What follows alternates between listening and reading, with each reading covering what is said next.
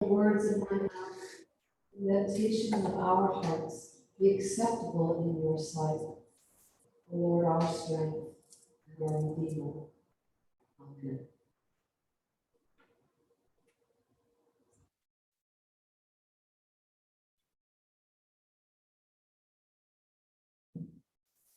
Bent over for 18 years. A long time to be bent over. And imagine this poor woman bent over. But then again, maybe it wasn't her back that was the problem. Maybe it was something else in life that made her bent over. It kept her from holding her head high. What is it that bends you over? Sometimes it's a physical limitation. Maybe it's a legal issue. Maybe it's a bad marriage. Maybe it's a problem in the family. Maybe it's financial stress, unemployment, and addiction. Problem with a child.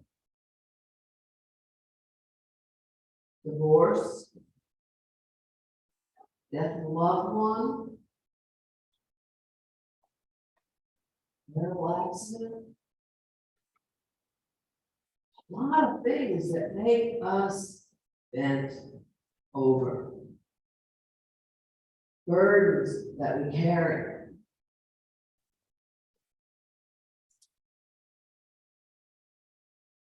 Big one is often fear. We get very bent over when we are afraid or anxious. I think in my own life, there's probably nothing that causes me to mess up more than if I get too anxious. And everything reasonable in my brain is gone if I get too anxious. So what do we do when we're so bent over? And why was she bent over for so long?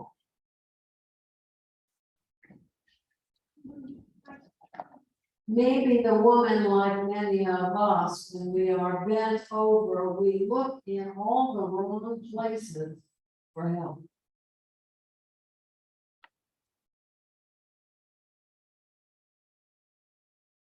Clearly, the leaders of the synagogue were of no help. They were all about the rules and their authority. The one who could set her free was Jesus. Jesus set her free, helped her to stand tall again and be unburdened by whatever it was that caused her to be bent.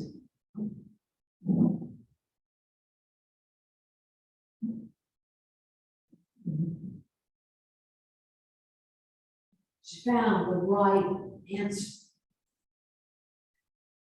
Jesus. Not those leaders of the synagogue. You know, often we look in all the wrong places for something to set us free too. We think the answer is going to be there in the world someplace. We're going to read it in a book. You know, there'll be some politician that has the right answer. We'll find just the right doctor to fix it. We'll find just the right therapist and counselor to fix it. We'll find just the right self-help book to fix it.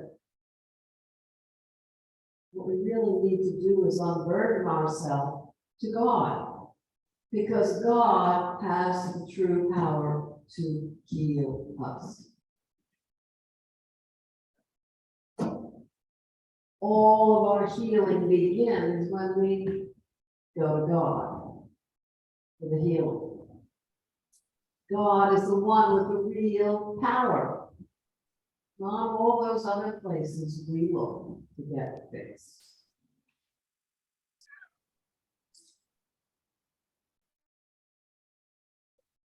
We hear about that in the story from Jeremiah. I love this passage from Jeremiah.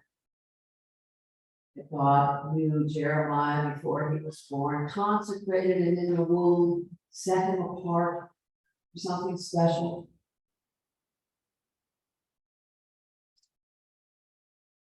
But Jeremiah, when he gets the call from God, like so many other prophets, he had an excuse why he couldn't do this.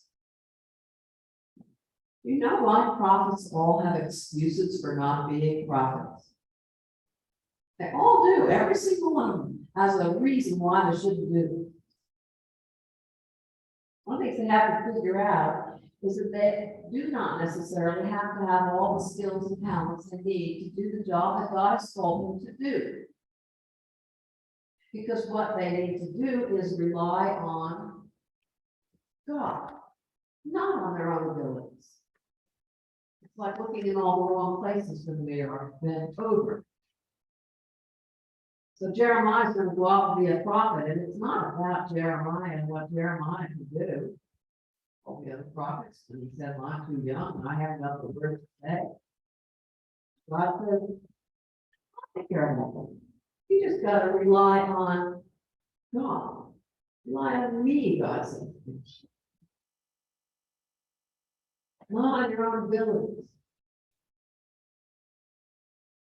And if God calls us to big tasks, the only way we get to learn to rely on God is when God asks us to do something that we don't think we know how to do. Almost every prophet that God calls does not feel like they could do this. So they get forced to rely on God. Sort of like when God called me to go to seminary midlife. And I do remember saying straight out to God that day, well, God, okay, I'll do this, but you've got to figure out a method. Because I don't have the money, I still got 2 teenagers to raise, I mean, they're just no way. Say yes to you, but don't let God do the work. Then you learn to rely on God. That God is able to take care of whatever the problem is, to stand you up straight, give you the words to say if the call to be a prophet. God will do it.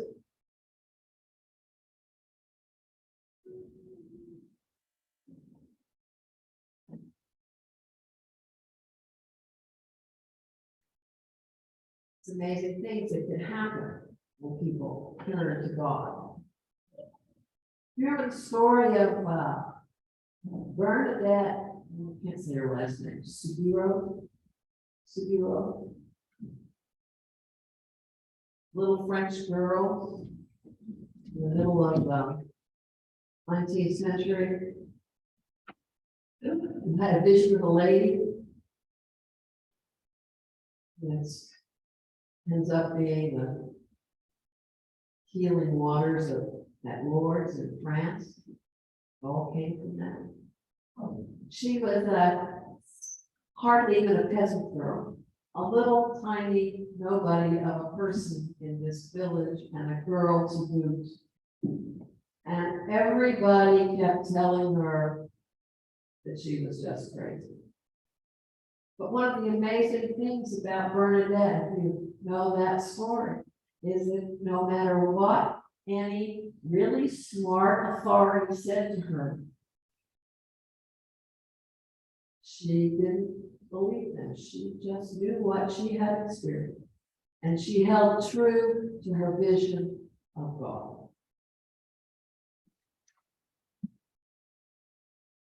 No one went on to be sainted by the church.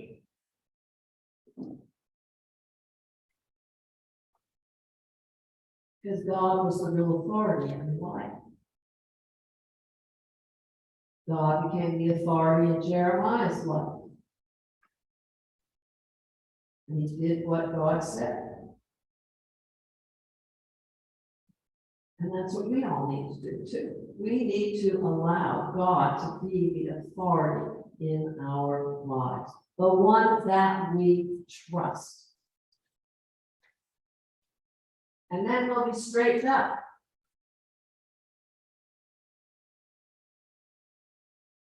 I think that God leads us where God leads us to go. I'm not trying to tell you here that, if you had a medical problem, you should go see a doctor. But God may help you find the right doctor who can actually take care of your problem.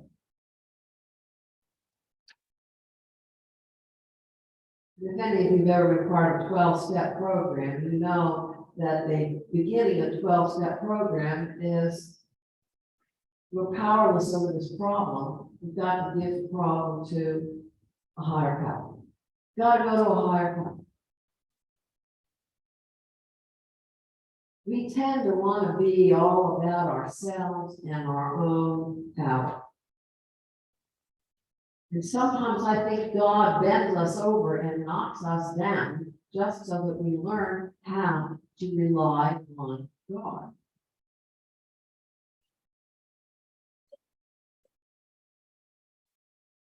I'm told that when I was but a toddler, like Sarah, maybe over there, first learning to do things like put the shoes and socks on my feet, and I would announce to my mother, I will do it myself.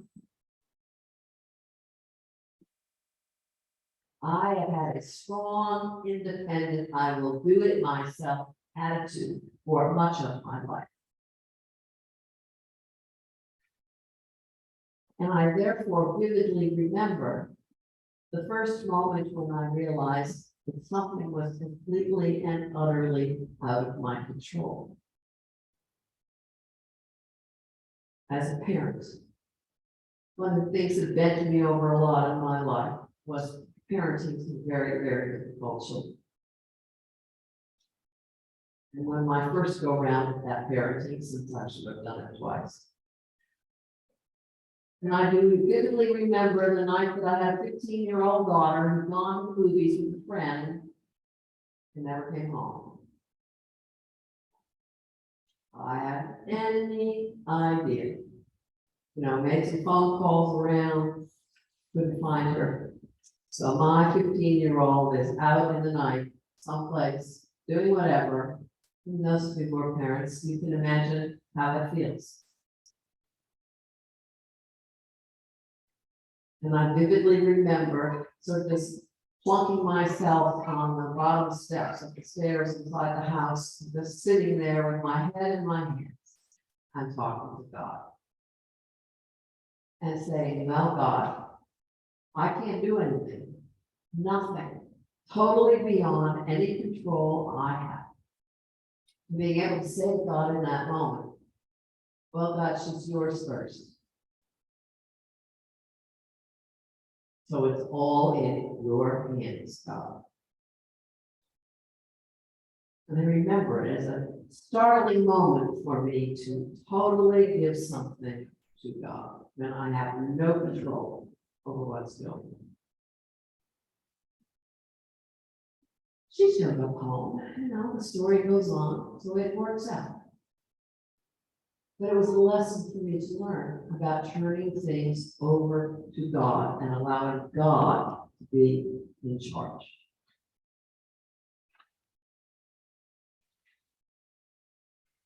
And that's where we need to look when we need answers. Because God will point us in the right direction. God will point us to the other help we need.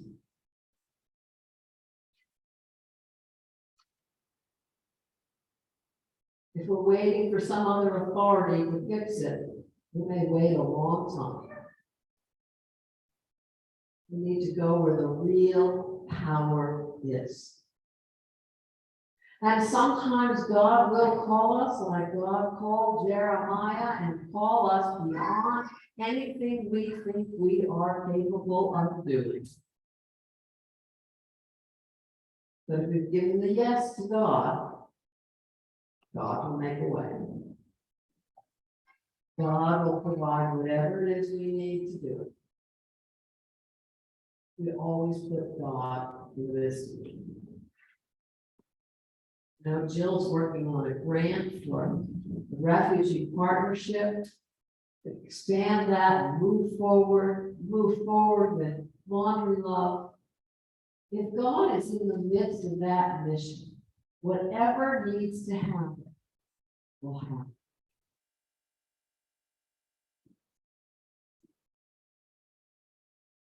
God will make the way. When I was in Nebraska, we started a food pantry out there on the prairie where there was none. And the attitude about such a thing was pretty awful.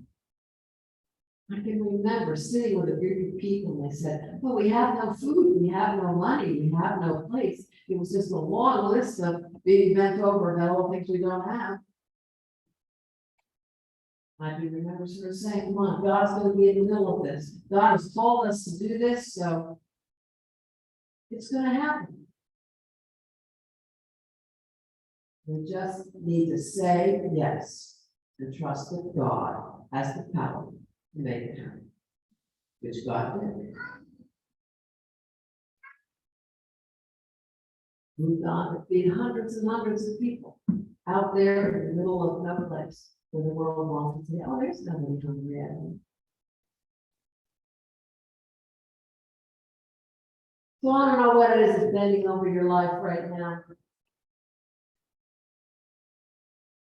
Worries about COVID, worries about school, your family, your future. What the various problems are that bend you over. But God will show you where the answer is. If it's God that you want to help you be free and stand up straight. Amen. Number 69.